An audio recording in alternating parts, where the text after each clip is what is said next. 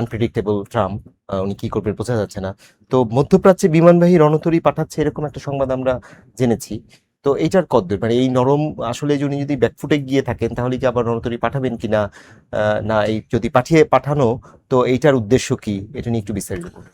এটি আসলে ট্রাম্পের মধ্যপ্রাচ্যে যে মার্কিন বিমানবাহী রণতরী পাঠানোর যে ঘটনাটি, এটি আসলে ইরানের প্রেক্ষাপটের চেয়ে মার্কিন যুক্তরাষ্ট্রের প্রেক্ষাপট অনুযায়ী ট্রাম্পের তরফ থেকে একটি হুঙ্কার বলা যায়। কেন বললাম?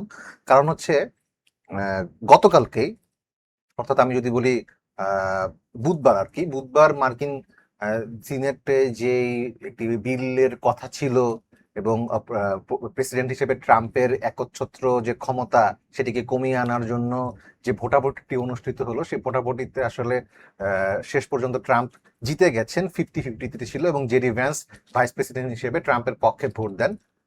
অর্থাৎ ট্রাম্প এখন আগের চেয়ে আরো বেশি শক্তিশালী, তার শক্তি কমিয়ে ফেলতে যে উদ্যোগ আসলে নেওয়া হয়েছিল সেই উদ্যোগটি আসলে বিফল গিয়েছে। এবং এই সংবাদটি পাওয়ার পরেই আসলে ট্রাম্প রীতিমতো একটা হুঙ্কার দিলেন যে আমি আসলে যা খুশি তাই যে করতে পারি, সেটা শুধু কথায় না, এখন আমি কাজেও প্রমাণ করবো এবং আমার সেই সক্ষমতা এখন দালিলিক ভাবেও আছে। তোমরা তোমরা সেটা চেষ্টা করো, আমাকে থামাতে পারোনি বা পারবে না। এবং এই মার্কিন বিমানবাহী রণতরীটি আসলে পাঠানো হচ্ছে এমন একটি প্রেক্ষাপটে, কারণ মধ্যপ্রাচ্যে আসলে বর্তমানে বিমানবাহী কোনো রণতরী যুক্তরাষ্ট্রে নেই। যেটি ছিল সেটি ভেনিজুয়েলায় মোতায়েন করা আছে। আর এখন যেটি মধ্যপ্রাচ্যে পাঠানো হচ্ছে, আব্রাহাম লিঙ্কন নামে যে রণতরীটি, সেটি আসলে ডেস্ট্রয়ার সহ মোটামুটি ভালো মানের এবং যথেষ্ট উন্নত প্রযুক্তি সম্পন্ন ব্যবস্থায় তারা ওখানে পাঠাচ্ছেন। এটি আসলে আমার দৃষ্টিতে মনে হয় ইরানকে একটি চাপ এবং হুঁশিয়ারির মধ্যে রাখা, একটা স্নায়বিক চাপ। স্নায়বিক চাপ। এবং ইরানের পক্ষ থেকেও এটি বলা হচ্ছে যে মনস্তাত্ত্বিক যুদ্ধের প্রেক্ষাপটে ট্রাম্প এটি পাঠাচ্ছেন। তারাও বলেনি যে এখান থেকে হামলা করা হবে বা হামলার আশঙ্কায় তারা আছেন। ইরানের পররাষ্ট্র মন্ত্রণালয় থেকে বলা হচ্ছে এটা মনস্তাত্ত্বিক যুদ্ধের অংশ। সুতরাং ট্রাম্পও সেটি বুঝতে পেরেছেন, তিনিও আসলে ফাঁসি কার্যকর না হওয়ার পরে কিছুটা সুর নরম করেছেন।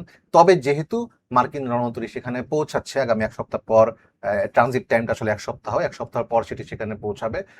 সুতরাং বলাই যায় যে তিনি যে কোনো সময় যে কোনো ধরনের সিদ্ধান্ত আসলে নিয়ে নিতেই পারেন, সেটি আসলে তিনি ছাড়া হয়তো বা কেউই জানেন না। মানে মনস্তাত্ত্বিক চাপটা উনি রেখেই যাবেন বলে হচ্ছে। মনস্তাত্ত্বিক চাপটা উনি রেখেই যাবেন। পাশাপাশি সেখানে কাতার, সৌদি আরব, ওমান সহ বিভিন্ন জায়গায় মার্কিন যুক্তরাষ্ট্রের যে সামরিক ঘাঁটিগুলো আছে, সেই ঘাঁটিগুলোর নিরাপত্তার কবচ হিসেবেও ট্রাম্পের এই একটি পদক্ষেপ বলা যায়, যাতে তারা মনে করে যে না, তারা একা না। ইরানের যে কোনো হামলা যদি হয় সেটি প্রতিরোধ করার মতো সক্ষমতা সম্পন্ন একটি ব্যবস্থা যদি ট্রাম্প তাদের করে দেন, তাহলে পরে তারা আর একটু আশাব্যঞ্জক ভাবেই কার্যক্রম করতে পারবেন।